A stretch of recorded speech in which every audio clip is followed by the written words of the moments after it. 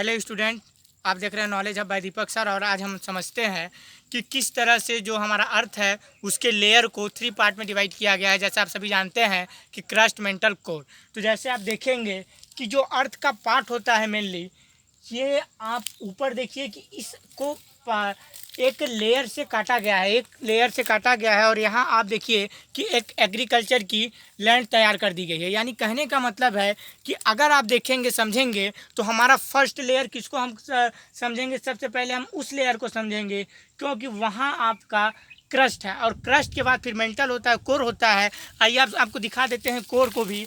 आप देखिए कि अगर अर्थ के सिचुएशन को समझना है तो इस नीचे देखेंगे तो वो उसको आप समझ सकते हैं कि ये कोर है।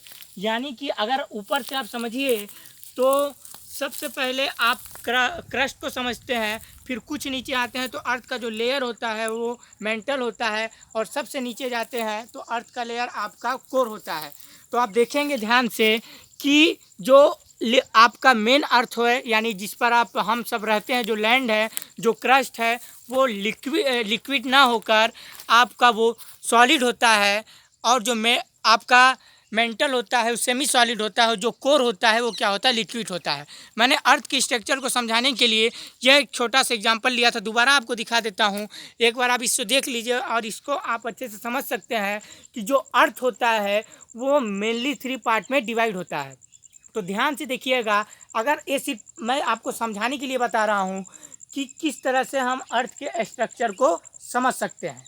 अगले लेक्चर में हम समझेंगे कि किस तरह से इंडिया में मछली पालन भी एक किसान के लिए उसके आय का जरिया है।